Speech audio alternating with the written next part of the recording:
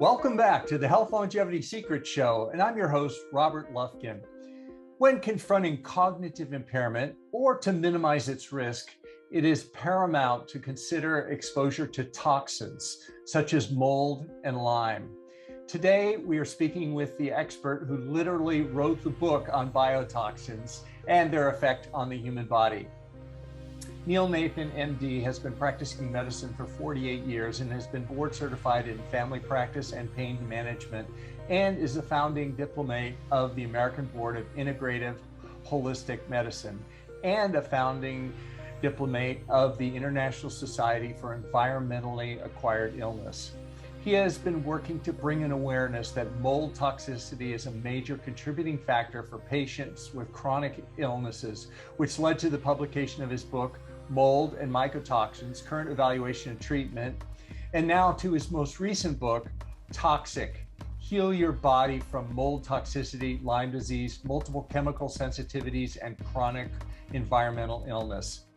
His current medical practice is the Redwood Valley Clinic in Northern California. He can be contacted most easily through his website, www.neilnathanmd.com, through which consultations are available. And now, Dr. Neil Nathan. Hey, Neil, welcome to the show. Okay, thanks, Rob. Pleasure to be here. I'm so excited to get into this topic of complex chronic diseases and the relationship to Alzheimer's and risk for Alzheimer's disease. But before we do, maybe we could take a moment and tell us a little bit about how you came to be so interested in this fascinating area. Okay, how much time do you have? But I'll try to give you the Cliff Notes version. I'm a board certified family physician and have been for my career. And early on in my career, I became very interested in alternatives to helping everything. I felt that conventional medicine was great as far as it went, but I was missing things that could help patients. So I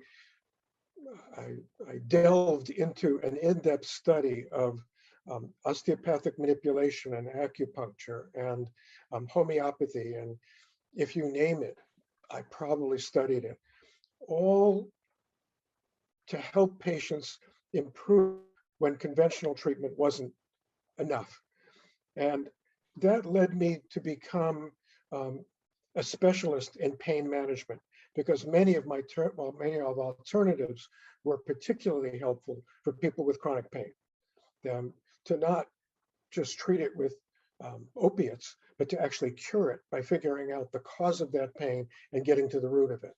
So in that capacity, I was running a regional pain center in Duluth, Minnesota, back in the 80s. And we began to see this odd creature, which was then called fibrositis, which we now call fibromyalgia, which was this real mishmash of pain that moved around, and cognitive difficulties and fatigue and irritable bowel syndrome all rolled into one. And nobody quite knew what to make of this critter, but we were seeing a lot of it. The original thought was that it was psychogenic because nothing caused all of those symptoms. But when we treated with medications and psychotherapy, it did nothing for those patients. So it became clear that there was something had a physical cause. We just didn't know what it was yet. So that eventually led me to treat a lot of people with chronic fatigue syndrome and fibromyalgia, looking at the biochemical underpinning. And we began to learn in the 90s about adrenal deficiency, thyroid deficiency, hormone deficiencies in the sex hormone category, magnesium deficiency. And then we began to learn about Lyme disease and mold toxicity and dental issues and a whole host of very specific conditions that were the cause, apparently, of chronic fatigue and fibromyalgia. Because when we treated them, patients got completely well. Now, in conventional medicine, they were being told, we have nothing for you and we can't do anything for you. But many of us, one of my colleagues, Jacob Teitelbaum, and I were working in this area very intensely. So that led us ultimately into this complicated field of complex pain, complex illness that basically had inflammation as the underlying cause, with deficiencies, infections, and toxins being a major player in causation. And so that's the Cliff Notes version of how I came down this road. Huh. I love the fact that in your career you started off in general primary practice and did surgery and different things, and you refuse to turn your back on the patients that so many of my colleagues are unable to help because they don't fit into one of the standard columns. And I love the fact that you also are open-minded to go outside of the standard orthodoxy of medical care and look at other alternatives which have so much to offer us. And you've clearly used this to its greatest advantage, and all the great things you've accomplished with defining these diseases and these complex conditions. Well, thanks, but actually, I don't know if I need to take credit for it. I'm somewhat pathologically wired in that I still hope that I could help every single patient who walks into my office, so that when I couldn't, that led me out of curiosity to go, well, what am I missing? What don't I know that could help this patient? And often the answer wasn't in conventional medicine, which is still stuck in an old model of one cause equals disease. It's much more complicated than that, and it becomes clear quickly. So the other component to me personally is I love solving problems. I don't care how complicated they are. I never helped anybody by giving up on them. So it wasn't really a choice for me to give up on those patients by going, you're too complicated. I don't know what's going on. Have a nice life. It was, let's study it together. Let's dig into it. Let's spend more time together. Let me take a better history. Let me get more details so that maybe there's a clue in there that I haven't heard yet that will help me to understand how you came to be where you are right now and how I can help you. Yeah, it's amazing. This group of patients that with these chronic complex conditions that they're difficult to diagnose, they're often misdiagnosed, they're difficult to treat, and they're often mistreated or treated incorrectly. What are some of the common underlying mechanisms for them, or symptoms even? You mentioned inflammation as a broad underlying cause. What are some of the other things? Well, I think we're all learning that inflammation is the underlying component for much chronic illness. Maybe not all, but a lot. And I think that's becoming accepted, even in conventional medicine, that inflammation is a key component of causation that has to be addressed. So then we look at what causes the body to become inflamed. And for most people, that answer lies in the category of toxins and infections. It also lies in the category of genetic predisposition, which plays a bit of a role, not as big as people often think it does, and what we call epigenetics, which is how our unique biochemistry meshes with the stressors that are put on our body. And if we are lacking in nutrients, in minerals, in enzymes, in hormones, in all of the things that are critical for our bodies to operate it optimally, then we are at risk for getting ill. And I would add to that, I believe that a key component to that, because is the toxicity world that we live in. And I don't think that we have woken up to the importance of that that we really have to be dealing with as a global nation. Globally, this is key. We are dealing with epidemics of chronic fatigue and fibromyalgia and Lyme disease and mold toxicity and autism and cancer and heart disease. And we can keep going on here. Neurodegenerative diseases particularly. We never saw this much of all of these illnesses. It's very well documented statistically that all these things have exploded in the last 50 years. And we have to ask, how did that happen? What are we looking at? How is our world different now than the world we had 50 years ago? And so the food we eat is much more deprived of nutrients than ever before because our soils are depleted. What we're growing, we're not getting the nutrition from it that we used to. The heavy metal toxicity has increased. There are 80,000 chemicals in our environment and now that were not there 50 years ago. And we have studied 500 of them in terms of their possible toxicity. So we're woefully underprepared. Electromagnetic effects, EMFs that we're all exposed to, exploded. 50 years ago, minimal exposure. Now, every man, woman, and child in this country has a cell phone glued to their ear and is sitting in front of a computer, often all day long. Massive amounts of EMF exposure, which keeps increasing.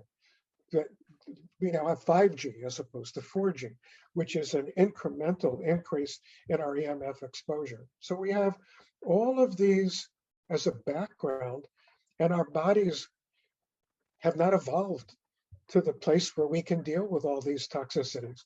And so what we're seeing in terms of the people who are getting sick, I call them the canaries in the coal mine, that they're the ones that will get sick the first. Forgive me, I don't want to be a bummer here, but we're all going to be at risk here in the upcoming years if we do not get a handle on the toxicity of our environment and fix it. And we're running out of time to do that.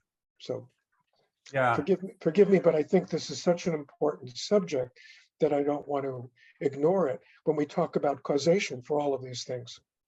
Yeah, it's such an important point. And you mentioned it in your book, by the way, which I mentioned in the introduction, but I'll show it here again. This is such a great book. I recommend it to everyone. It goes through all these things that we're going to be talking about and more. But you do make the point about the growing number of toxins in our environment that are just not tested for, that there is no process that tests for them. We think, oh, that paint is safe or that food is safe, but the reality is most of the toxins aren't even evaluated. And you mentioned the microorganisms, all the species of the pathogens that we're dealing with, most of them or many of them haven't been tested either or developed diagnostic tests for. It's really remarkable.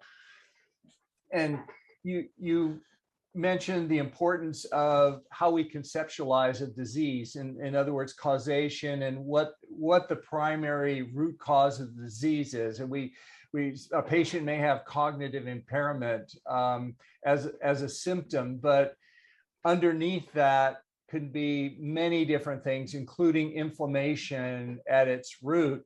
But if we just treat the inflammation, we're going to be missing the causes of the inflammation down beneath that, which, as you've mentioned, can go all the way from toxins, biotoxins, heavy metal toxins, environmental toxins, to deficiencies that can cause that, to dietary metabolic factors driving inflammation, and many different things. So even how we think about Alzheimer's disease or cognitive impairment, inflammation, the diseases, it's important to conceptualize things properly.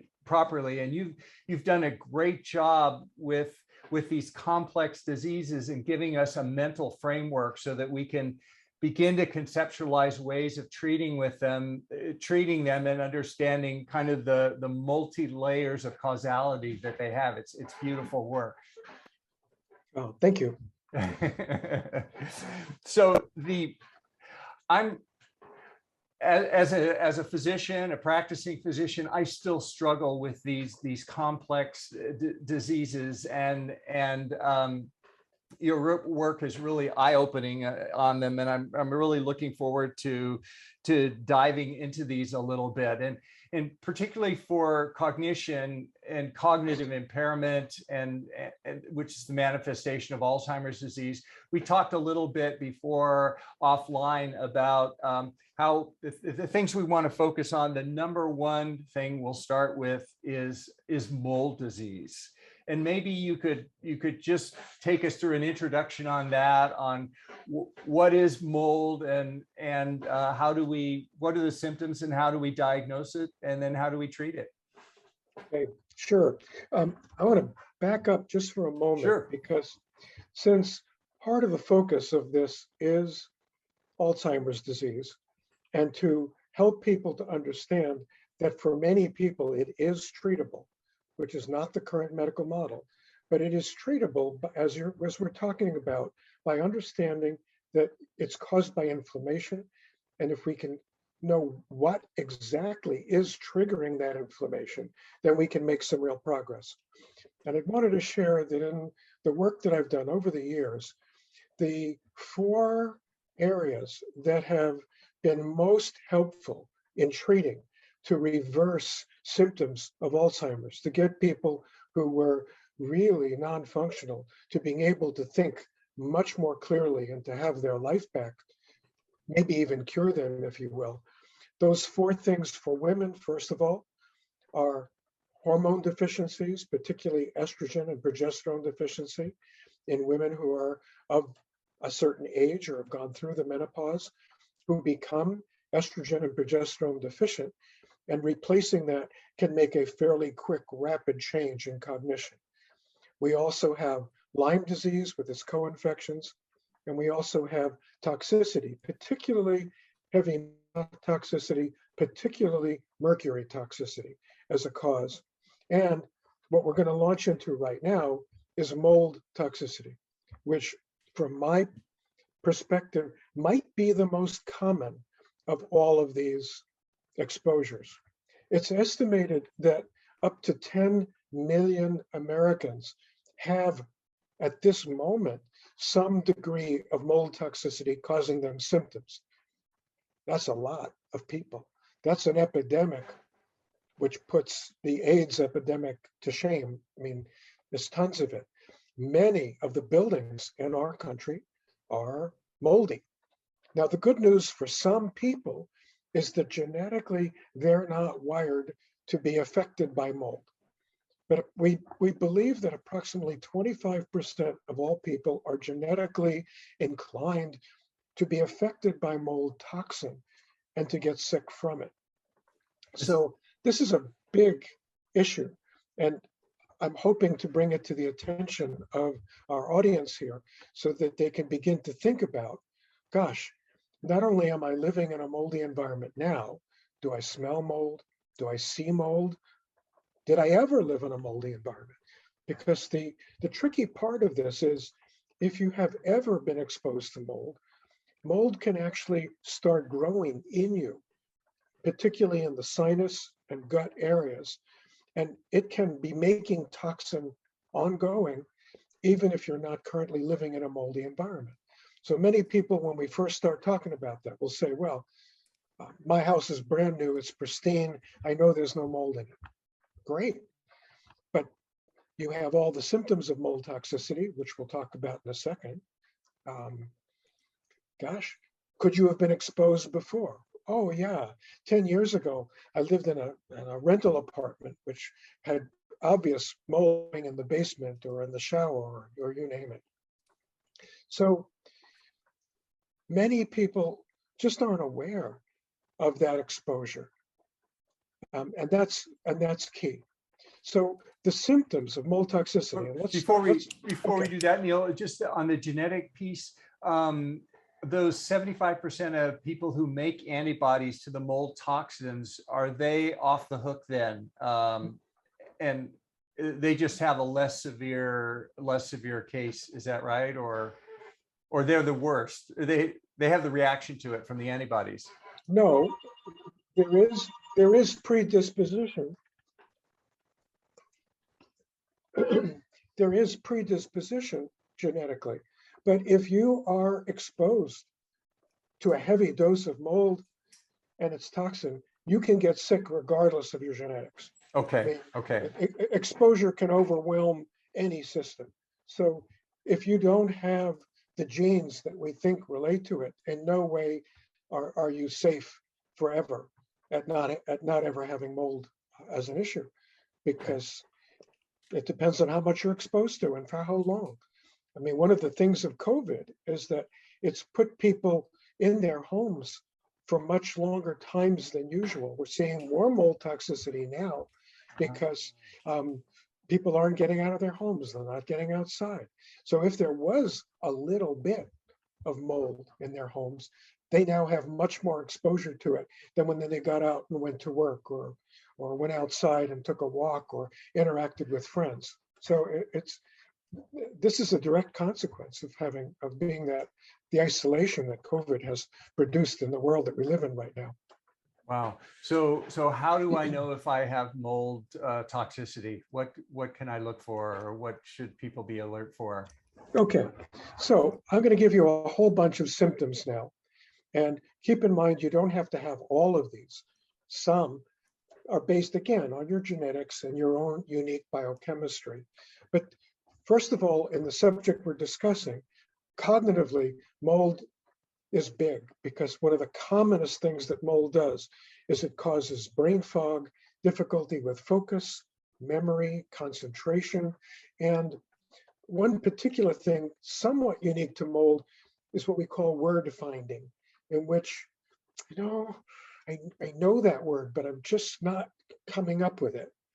So any aspect of cognitive impairment can definitely be caused by mold. It can also trigger emotional issues because it affects the limbic system, which is the part of the brain that regulates emotion and sensitivity. So you can get anxiety, which has no set cause. You're not due for an IRS audit and your in-laws aren't coming for dinner. And yet all of a sudden I'm panicking. It came out of the blue. Where did that come from? And it has to do with fluctuating levels of toxin in your body, which shifts and changes as we move through the day. Okay. Depression, what we call depersonalization or derealization, which is where you don't feel like you. Like I'm not me right now. I don't know how to put words on it, but it means very, very specific symptoms. And then we have sensitivity to everything, potentially, because the limbic system is involved here. Sensitivity to light, sound, touch, chemicals, food, EMF. So any degree of sensitivity tells us that, okay, the mold toxicity has now triggered limbic dysfunction and we're off to the races in terms of getting ill. But headaches of every type, pain of every type, joint pain, muscle spasms, muscle twitching, sinus symptoms of every type, congestion, runny nose, sinus infections, which become chronic, visual disturbances of every type, blurred vision, double vision, difficulty in translating what you see on the page into understanding what you're reading, which is literally a difficulty in reading. And we have respiratory difficulty with things that look like asthma, wheezing, shortness of breath, what we call air hunger, in which you feel like you can't get a deep breath. If we measure your breathing, it's okay, but still feels like on the inside that you're not able to take a deep breath. That we call that air hunger.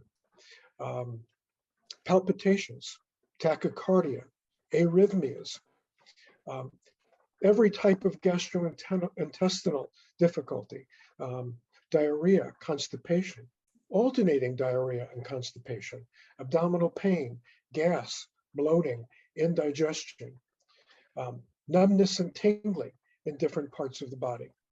And I don't think I've covered it all, but I think that's a pretty fair smorgasbord of. Yeah, that's huge list. So I mean, it makes sense then if a patient has cognitive impairment and then with a constellation of other seemingly unrelated symptoms, or from the list you're showing there, then mold toxicity would be high on the list. How about a patient with just cognitive impairment? Do all cognitive impairment patients need to be screened for mold disease, or should they fail other treatments for cognitive impairment? What's the thinking there? If it's just straightforward brain fog and memory issues, but I don't have GI, I don't have tingling, some of the other things. Could that be mold also? And if so, where should that be? How do we rule that out? It could be.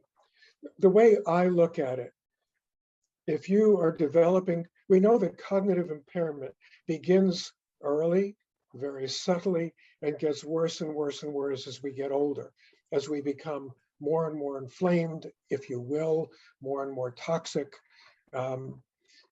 If we intervene early, we've learned from Dr. Bredesen's work that we can do wonders in restoring people's cognitive abilities to normal and delaying or completely preventing the onset of Alzheimer's or dementia or cognitive impairment. So what's key here, I can't emphasize it enough, is you have to get at it early.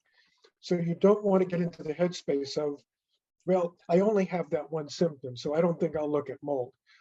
If you did have mold, you want to fix it early, because if it continues, at some point, it may be much less reversible. You want to catch it while it's reversible. And there's a window to work with. And nobody knows what that window is. For some people, it might be 15 years.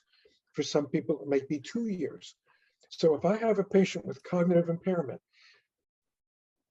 I'm going to look at mold. I'm going to look at Lyme.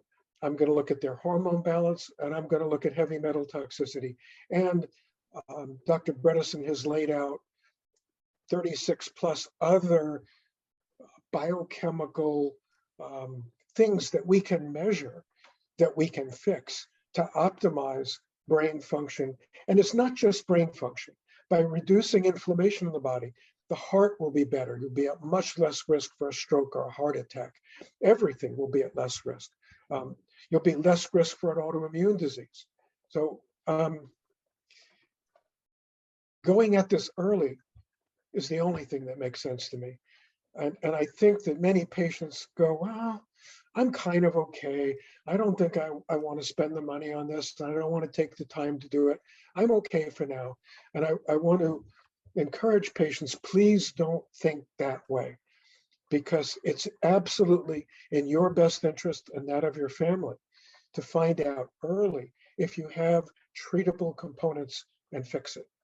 Yeah, absolutely. I want to second that too. And that's why there's such a growing interest in Alzheimer's prevention, because the growing consensus among experts now, as you've just articulated, is that by the time cognitive impairment sets in, even mild cognitive impairment, you're actually late in the game. The conditions that brought it on may have existed for years, even a decade before the cognitive impairment hits. And just as you say, the earlier you begin treatment, the more successful these treatments are for Alzheimer's disease, these lifestyle changes, the toxin removals and everything. So it seems like every patient, by the time they get to cognitive impairment, they should, talking about mold, first of all, they should rule out mold disease. And what should they do to do that? What's the test? Well, I mean, here's the good news. There are a couple of very simple urine tests. You don't even have to have your blood drawn. You can collect a urine specimen and mail it to any of a couple of labs that do a very good job of of checking it out. The lab that I think does the most comprehensive job is the real-time lab, and they accept Medicare. So if you're in a Medicare age, you can, for free, get this test that can really help you know. It's quite accurate, like all tests, not perfectly accurate, nothing is. I also like the Great Plains lab, which adds another dimension to that, although that one is not covered by Medicare. However, for relatively little money, you can learn absolutely, is there mold in me? Because if there is mold toxin in your urine, it's in you. I mean, how did it get in your urine if it isn't in you? It's very straightforward and really quite accurate. So with that information, that's a blueprint for how to treat it. Here's the other good news. It's treatable. We can get mold toxins out of the body. We know that specific mold toxins can be bound by specific materials, some of which are very inexpensive that the audience probably well knows. Things like activated charcoal, bentonite clay, chlorella, good probiotic Saccharomyces boulardii will bind most of the toxins we're talking about. So it's not hard to get going at binding these toxins and pulling them out of the body. If the mold has colonized, meaning it is growing in the sinus or gut areas, which it is for quite a few people, then we need to add prescription medications that are antifungal in nature. So it would be antifungal nasal sprays for the sinuses, antifungal oral materials for the gut. And again, that's doable. So, and again, if people are interested in my book, which you've referred to, Rob, called Toxic, I literally lay this out for you as to what you need to do and what kind of a physician you need to get hooked up with who knows how to do this. Because many physicians, sadly, not even aware that mold toxicity exists. In the same way, many physicians aren't even aware that Lyme exists. So we're still educating both physicians and the public about how prevalent these infections and toxins are, so you can be your own advocate. You can go, I think there's a chance I have it. I want to be tested for it properly. Yeah, that's so important to get someone with expertise in the area, because the medical profession, the knowledge about this is very uneven, and even experts in cognitive decline and neurology may not be familiar with this area. So quick, back to the testing, the real-time test, I guess, according to your book, uses ELISA technology. And then at least back then, Great Plains was liquid chromatography and mass spectrography. Is it necessary to do both, or are they pretty much the same thing if you want to rule out mold? I like getting both. Again, I somewhat specialize in treating mold, so it's extremely helpful for me to get information from two different sources, because as you said, the technologies of both of those labs are completely different, and they give me good information combined. I have a really good picture of what's going on. So I personally really like getting both labs. Yeah, and back to the expertise in the area, certainly you can only see so many patients yourself, but I understand you have a program of mentorship where you actually work with other physicians who you are imparting your knowledge and wisdom about mold technology to them. So interested members of our audience could contact your website, perhaps. Is that the best way for them to get through there if they want to find someone with mold expertise? Sure. I'll give you two resources. For physicians, if you want to learn more, you can go to my website, which is simply neilnathanmd.com, and learn about what we call the mentorship program. I'm currently mentoring about 150 physicians and teaching them what I know, sharing with them what knowledge I've gleaned over the years. For consumers, if you want to hook up with a physician who I have trained or who I have worked with so that I'm really comfortable that they know what they're doing. Again, if you go to my website and look under the tab practitioners, I list physicians who I've trained who are taking patients who you can work with and be very comfortable that they really know what they're doing. Great, great, yeah. So with mold, we can run the test. And we can detect it, and then there's treatment that's available in the right hands. Mold can be cured in these patients, and the cognitive impairment usually goes away with the symptoms. Usually go away if the mold is effectively treated. Is that correct? Very much so. For the vast majority of people that I have treated, and that numbers 3,000 or 4,000 at this point, their cognitive impairment, which is a major component of mold toxicity for most people, gets better, if not cured. I mean, it's particularly heartening. I've had quite a few young people who go off to college, and dorms and college buildings are notoriously moldy, and they get sick. And so the point that they're not able to function. And so getting these young people, getting them from a place where they literally can't function to being back and operating, and they have their whole lives again ahead of them with all of their faculties intact.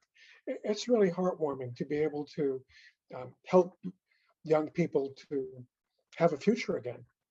Yeah, that's a great point about not just testing for mold in the urine and waiting till you have cognitive impairment, but being suspicious of buildings and all that might have mold, or gosh, your kid's going off to college, that kind of thing. So what testing is available for even further back before I go into a building, or what should people look out for so they can avoid exposure to these moldy environments and not get even mold in the first place? Well, first of all, mold primarily starts to grow in water damaged buildings. So mold requires moisture to grow. One of the hotbeds of where mold can grow is in sheetrock, which we've used in the building industry. Most homes in this country have sheetrock. The inside of sheetrock is paper that's made out of bark. And there's a lot of mold spores in bark. So inside of a wall, if there is damage to that area with water, a pipe leaking, HVAC system getting moisture or condensing in that particular area, a water heater leaks, leaking toilet, splashboard behind a kitchen sink. If water gets in there, it makes the mold grow, and these mold spores start to grow with no natural enemies. So it's not like the natural world in which, for example, and I'm talking to you now from my home office, and I am looking out at the redwoods because I live in the redwoods. And right out in front of me, there are probably 1,000 species of mold sitting out there in the woods, different kinds. And each mold species uses toxins to keep other molds out of its ecological space. So we've got the rhododendron growing molds, and the redwood trees, and the tan oaks, and the azaleas, and every one of them has its own little ecological niche, and it makes toxins so that it keeps things kind of at bay. But if there's no natural enemies to the particular mold inside of a wall, it starts growing with no resistance whatsoever. And then it starts really putting out the spores.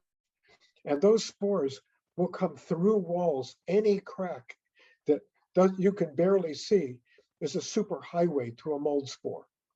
It'll just come pouring out into the room. You can't see it. You may or may not be able to smell it. So for a consumer, number one, if you have had a water leak, be really proactive and aggressive about getting it fixed. Do not let the landlord say, oh, it's trivial, don't worry about it, it'll dry up and you'll be fine. No, no, no, no. You are putting yourself at risk. So with any risk, it has to be aggressively remediated and dried up quickly. You've got about 72 hours to get that water dried up before you run into difficulty. So that's key. If things have progressed, or you're renting a house and you have no idea whether there were water leaks in that place before, then you want to, do you see it? Do you smell it? And in this regard, be aware that some people have a much more sensitive nose for mold than others. So my patients who tend to have limbic involvement and tend to have a much more intense ability to smell mold, if they smell it, don't doubt it. So if you have several people in a room, someone who says, I think it smells moldy in here, and the others are saying, I don't smell it, listen to the one who can smell it. They're the one who's going to be right. And don't let someone else convince you. Just because someone else can't smell it doesn't mean they can smell it. So I mean, that's important. If you really think you have mold, let's say you have a positive test on this urine test, and we know that there's mold toxin in you, then we need to look in more detail in the house. I usually start by having the house checked by getting hold of some, what we call mold plates. Very simply, they're Petri dishes that have a media on them that grow mold. And you simply take the Petri dish, take the top off, put it on the floor, because that's where the mold spores are. They're heavier than air. They tend to fall to the bottom of the room. Let the plate sit exposed to air for a couple of hours, put the plate back on and see what grows over 4 or 5 days. If nothing is growing, wonderful. You may not have a problem. But if you are growing mold, about 50% of the mold species that grow on these plates are not toxic, not a problem, but 50% are. So you need to have that mold plate evaluated by a lab that does that to know whether or not that environment is at risk for you. Now, and you can do a plate in every room of your house, and a crawl space, in the basement, in the attic, in the garage, and really get a feel for what's there. If there's a particular room that's growing mold, then you can have a specialist figure out where is this coming from so we can fix it. But that's kind of the process. There's a somewhat more accurate test called an ERMI test, ERMI. It's a little bit more expensive, but it involves vacuuming up the dust from a given room and submitting that dust to the laboratory, where they use PCR technology to measure the 36 most toxic mold species in that room and quantitate it. And so if you can already point to an area, you can get an even more accurate assay. Is this exposure really bothering me? Is this something I need to deal with? Yeah, wow. Well, it seems like mold is the largest factor in these toxins contributing to cognitive impairment, and this further down the list, but still important, is another disease or group of diseases that, again, physicians are not that familiar with, and they're just being educated on, and that's the broad group of Lyme disease and all its associated infections. And I think we've heard a little bit about ticks and something like that, but maybe you could go through what this disease is and how it manifests as cognitive impairment in these patients. Sure.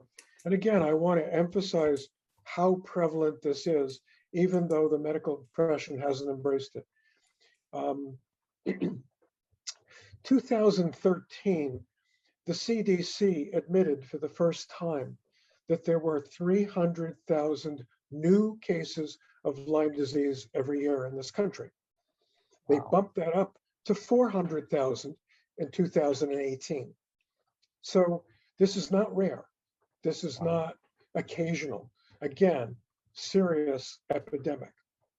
And Lyme disease is usually caused by a tick bite, but not always. So it can be transmitted through mosquitoes, biting flies. Bartonella, which is a co-infection, can be transmitted through fleas, through exposure to cats, particularly if cats bite or scratch, because about 40% of cats have Bartonella. So although the focus has been on ticks, and many people say, well, I'm not aware that I've ever been bitten by a tick. You may not, but know that in people who have been diagnosed with Lyme disease, only 17% are aware that they were bitten. So it can be very subtle. You could have been bitten and then the tick fell off and you never knew. You may never have gotten the classical bullseye rash, which only occurs in about a third of patients. And for many people, there's no specific rash or nothing at all that tells you that you had a bite that's significant. So when a tick bites you, it's a couple of phases to that, which is first, the tick attaches to you and sucks blood into its stomach, which is called a blood meal. And it sits there for a while until it then injects that back into you, which Dr. Burrascano, one of our Lyme experts, has long called it nature's dirty needle, which is a way of saying it isn't just Lyme that can be injected into you. It's anything that's in that tick's stomach, which includes Lyme and what we call co-infections, which will include Bartonella, Babesia, Ehrlichia, Rocky Mountain spotted fever, chlamydia, mycoplasma. A wide variety of infectious things can be injected into you at the same time that the Lyme spirochete is injected into you. And so that's what we call Lyme disease. If you catch it early, it's treatable. Unfortunately, the medical profession hasn't quite understood how to treat it early, aggressively. So for most people, if they have a tick bite, they actually come in and they might come in with a tick actually still embedded in them. The ER doc will take the tick off. If you can, send that tick in to the laboratory to get it evaluated. Every state health department will do that for you. You can just send them the tick and they'll test it. If there's no Lyme in the tick, you're at virtually no risk. But if there's Lyme in there, you might really want to get treated so you don't risk getting Lyme disease, which is really quite nasty. So if you come to the ER with a recent tick bite, standard medical treatment is to give 10 days or 2 weeks of doxycycline, which is the antibiotic we use most for that. It's the right antibiotic, but it's not the right length of time. The reason is that many physicians don't understand the natural history of Lyme disease, in which when you have this spirochete in you, it is a very slow growing organism. And you might say, who cares? The reason that matters is that with any infection, all antibiotics work by killing the bacteria while it is growing, while it is in mitosis, while it is doing its growth phase. So if you have a strep infection, multiple times an hour, it's dividing and being killed by an antibiotic that we're using for it. If you have a very slow growing organism like Bartonella or Lyme disease, it will grow literally or divide once every 3 weeks. So if you want to really eradicate it, you have to give it for at least 6 weeks so you catch at least 2 growth cycles. If you only treat it for 2 weeks, you might not actually catch it in a growth cycle, and you might not actually be doing anything for it. And I don't think that's appreciated or understood by many physicians. If you are a consumer or a patient, and you're only being given 2 weeks of an antibiotic, find someone who will treat this adequately so you're not at risk of this turning into what we call chronic Lyme disease, which is similar in its symptoms to what we talked about with mold toxicity. Because although one is an infection and the other one is a toxin, both cause an inflammatory reaction that is very similar, giving similar symptoms. And once that sets in, that is much harder to treat.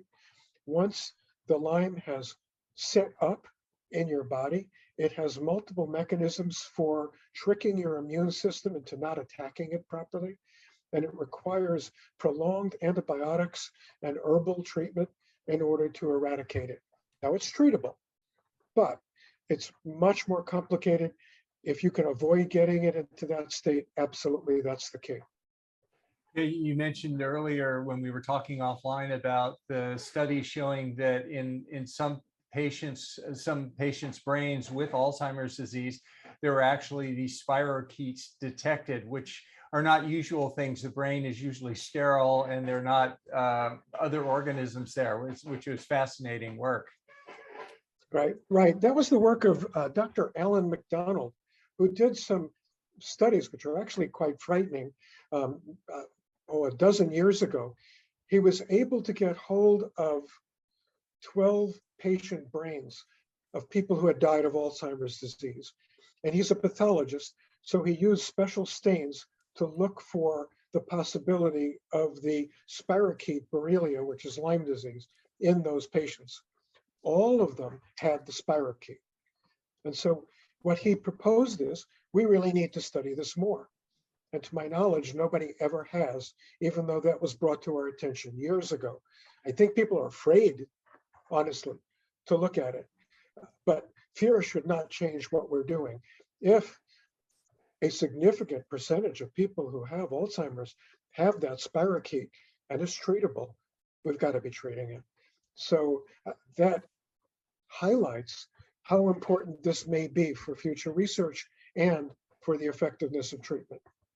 Absolutely. So I have a patient of mine or a family member has cognitive impairment. We've done the test for mold. We've ruled out mold disease. They don't remember being bitten by a tick, but of course that doesn't exclude it. It could be from a mosquito. It could be any number of ways. So there's no history to go along with it. What should they do to exclude Lyme disease and all the other infections that it possibly has to rule out that cause for cognitive impairment? Okay. Our testing for Lyme disease is not as good as we need it to be. It's difficult to test for. So one of the reasons it's difficult to test for it is that the tests we use are immune testing. We're testing the immune system to see whether it has detected Lyme in the body and started to make antibodies to the Lyme as it would to any infection. Here's the kicker. Lyme disease, the Lyme bacteria, weakens the immune system so that it can't make antibodies as it normally would, so that the testing we're using is inherently flawed, so that there is no perfect way currently to test for it. The best tests we have are immune testing. The laboratory that does the best job by far is IGeneX, which does what is called an immunoblot, which is currently the best test on the market. There's also a somewhat different technology in a lab in Minneapolis called Infecto Labs, but it's using immune markers to test for it. That's the difficulty. We can start with that. If you are going to test for all of the other infections, it's really quite expensive. And I start generally, because I don't want to throw a difficult financial burden on someone, I'd start at least with looking for Lyme. If Lyme is present, then we may also want to look for some of the co-infections. And again, those are difficult to detect for the same reasons. They're antibody tests, and we're dealing with a weakened immune system so that we're not always going to get the immune response we need to know whether that's actually happened. Yeah, these are definitely challenging, complex cases.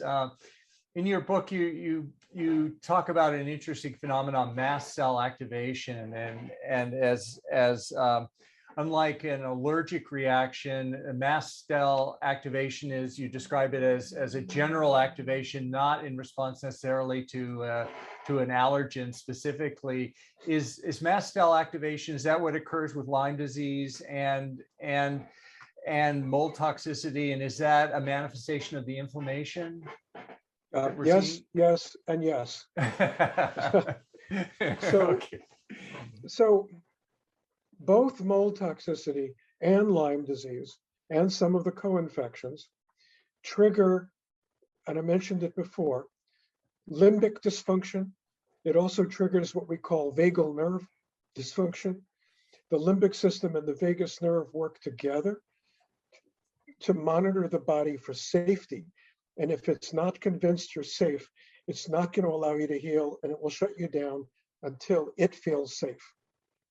And it triggers mast cell activation, which work intimately with the vagus nerve and with the limbic system to, again, in a sense, monitor you for safety. When when the mast cells are activated, keep in mind that a lot of the mast cells are located, for example, in the gut, but they're located all over the body. And if you wanted a list of the symptoms that mast cell activation cause, look at the same list of symptoms I gave you for mold toxicity and the same list that I gave you for Lyme disease, because again, it's an inflammatory process triggered by the contents of the mast cells, which get released into the body and include over 200 different biochemical mediators that promote inflammation. So if the mast cells are activated, anything that goes down the GI tract when you're activated can produce a reaction. Now, it may show up as flushing, itching, hives, shortness of breath, sinus congestion, abdominal pain, diarrhea immediately after eating. And if it does, that's a tip-off, but it can also show up in other ways. So again, people who are working in this field need to be inclusive in their thinking, because if mast cell activation is a piece of the puzzle, it has to be treated early on to quiet that down so that the body can move forward by taking what it needs to take to get well. And also, I guess, mast cell activation, being able to recognize that is an important diagnostic piece to fit in with maybe cognitive impairment and mast cell activation that will point you to these biotoxins in particular that we might otherwise not or skip over. No, correct. And some people will get cognitive issues immediately after eating. And that's not a food allergy necessarily, though it can be, but it also is a manifestation of mast cell activation, which fluctuates. For example, with mold toxicity, as mold toxin levels fluctuate in the body, so does mast cell activation. So patients will often say, it's weird. I eat this particular food one day and I react to it. I eat the same food the next day, nothing. That's classical mast cell activation. And the key is that reaction to that food is immediate, within 20 or 30 minutes of eating that food, even faster. That's not allergy, that's mast cell activation. Fascinating. There's one other area I'd love to touch on here, and sort of following up on mast cell activation is a fascinating part of your book. I think that you reference some articles by Dr. Robert Naveau, also, who wrote the introduction to your book, but it's the cell danger response. What is that? Okay, great. That's a good segue, because what we've been talking about is a kind of a unified way to understand the cause of illness, which is inflammation, and what's triggering it. So Dr. Naveau in 2013 put together a brilliant model of how virtually all chronic illness can be viewed from a comprehensive, unified field theory way of looking at it. And the basic concept is, on a cellular level, if a cell feels, it is the mitochondria of that cell. It's literally, we think of the mitochondria as the organelles, the little things inside the cell that make energy for us. And they do, and they're very important. But it's not as much that those organelles are literally the sense organs of the cell, and they are monitoring that cell for safety. So if they experience a threat to the cell, the primaries come as toxins, infections, or stress. They experience it on a cellular level as a voltage drop in the cell. And what the cell does to protect itself is it shuts itself down. And it goes through this almost biochemical dance of what it does in order to shut itself down.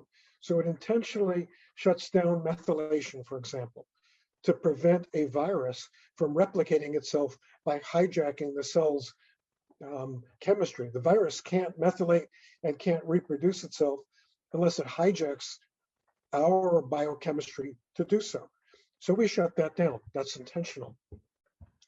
We shut down mitochondrial function. It says the cell essentially walls itself off. It is kind of committing hara-kiri in an effort to contain the toxin or to contain the infectious agent.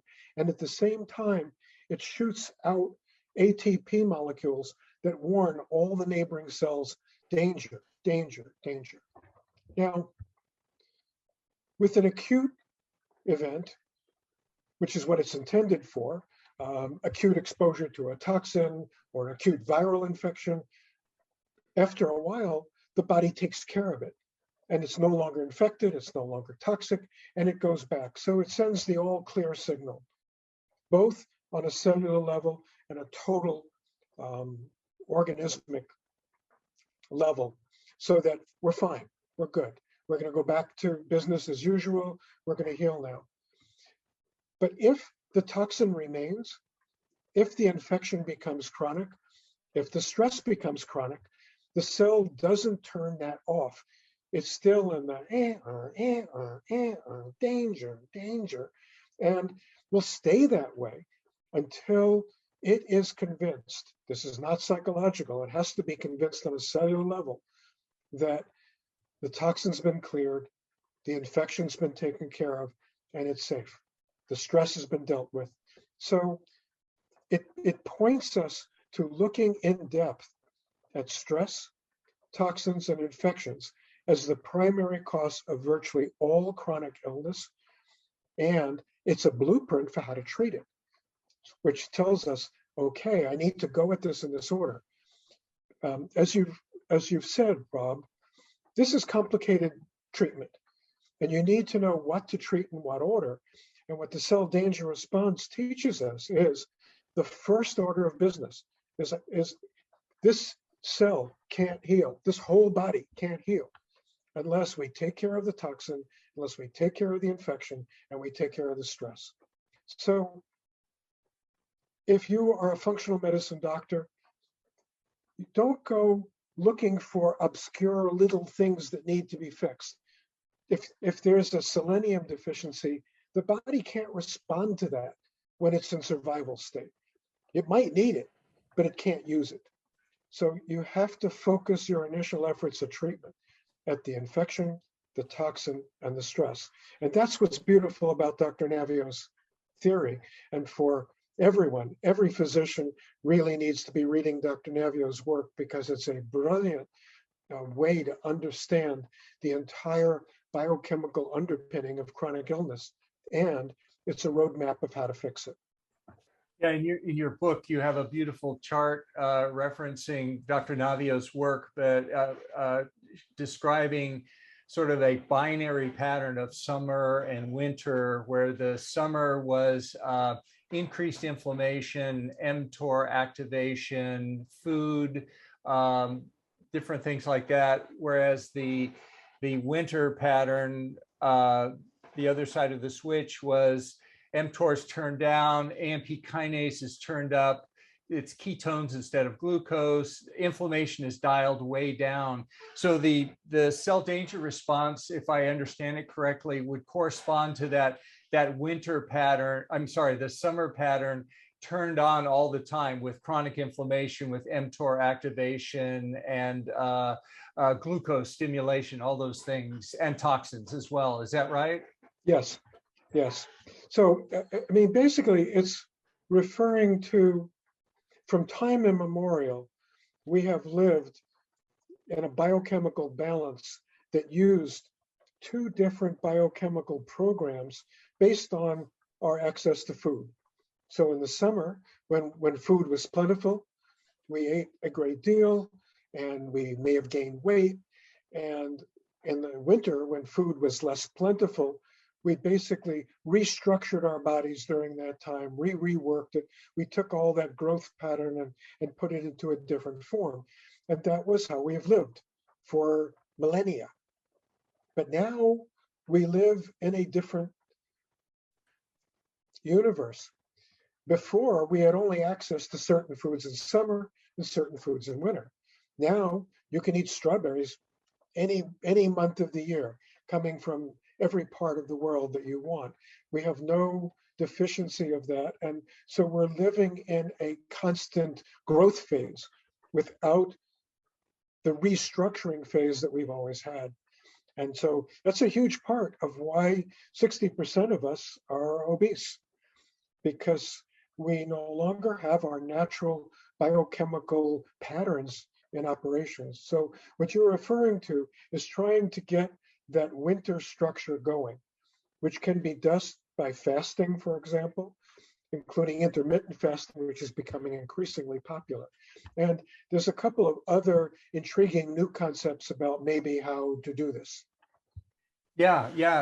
What I love about this space is this theme is coming back about the master switch between mTOR and AMP kinase of winter summer, as you describe it, whether we're talking about Alzheimer's disease or toxins or heart disease or cancer or even longevity.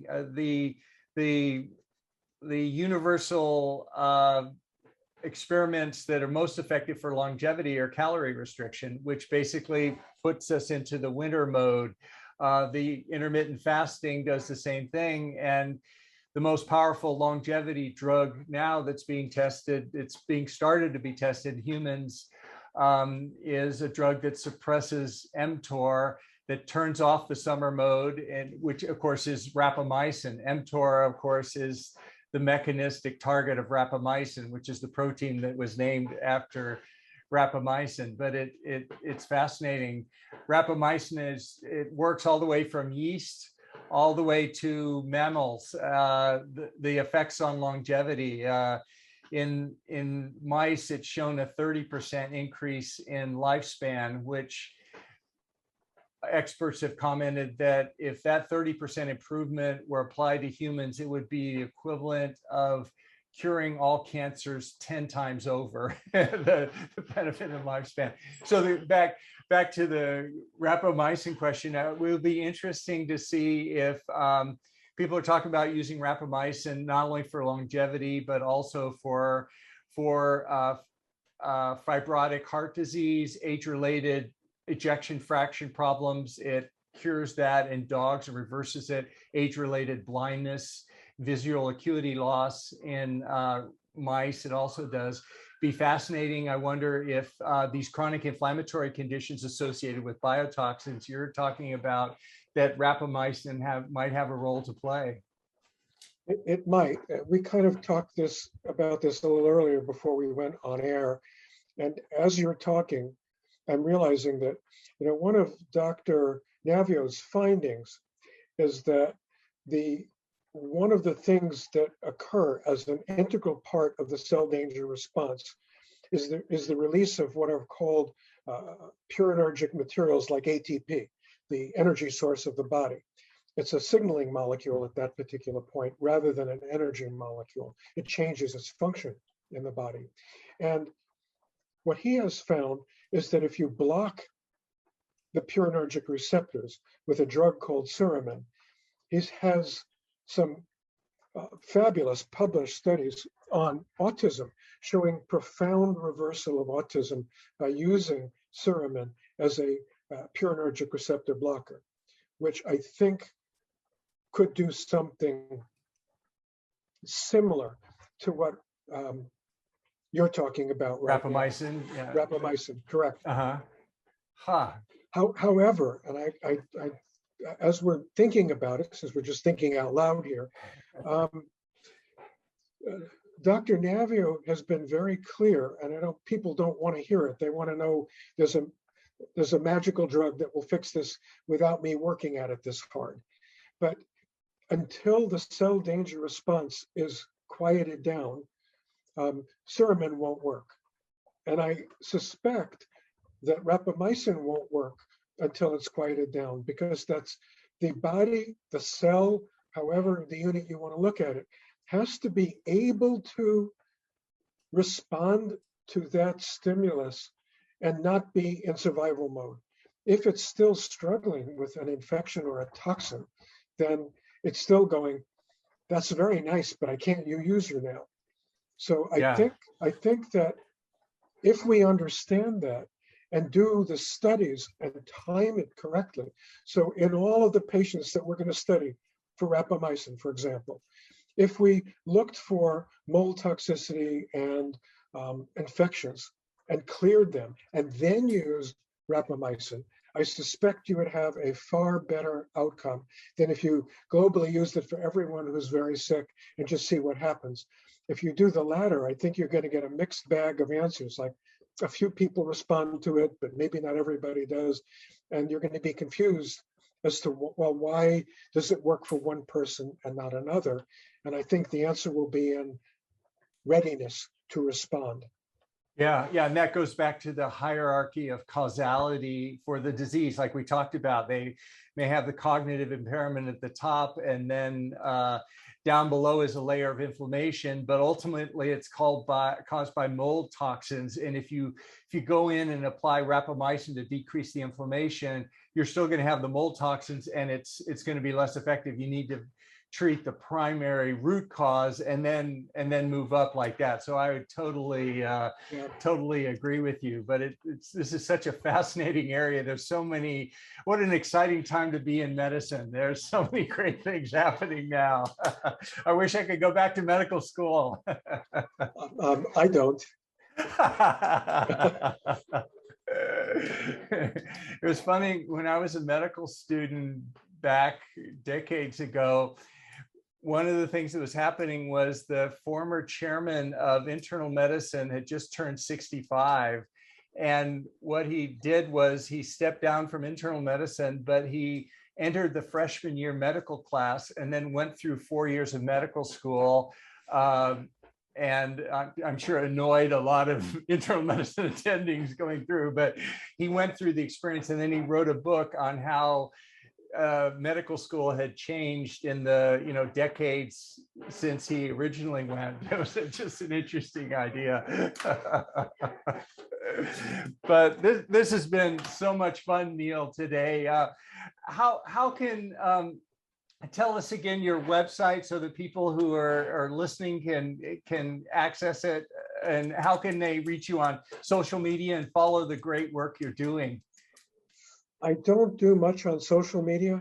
My website is simply neilnathanmd.com, and they can find out when I'm doing podcasts or lecturing. If people are interested, I'm not taking patients at this point. I'm purely working as a consultant. So if we can hook you up with someone who knows what they're doing and you want me to consult with them, I am happy to do so. I'm doing a lot of that these days. And a prospective person can email us at askdrnathan@gmail.com. And that information is on the website if people will need to cross-reference it. So I really like helping people in any way I can. At this stage of my career, I think I can help more people by teaching than, it's kind of like teaching people to fish rather than giving them a fish. I have practiced for just about 50 years, so it's time to just impart what I've learned. Wow, that's great. And we'll put those links down in the show notes also for people who have access to those. But thanks again, Neil. It was so much fun getting to know you this hour and also hearing about all the beautiful work you're doing. Thank you very much, Rob. Thanks for having me. Note, this is not intended to be a substitute for professional medical advice, diagnosis, or treatment. Always seek the advice of your physician or other qualified health provider with any questions you may have. Never disregard professional medical advice or delay in seeking of it because of something you have seen here. If you find this to be of value of you, please hit that like button and subscribe to support the work we do on this channel. Also, we take your suggestions and advice very seriously. Please let us know what you'd like to see on this channel. Thanks for watching, and we'll hope to see you next time!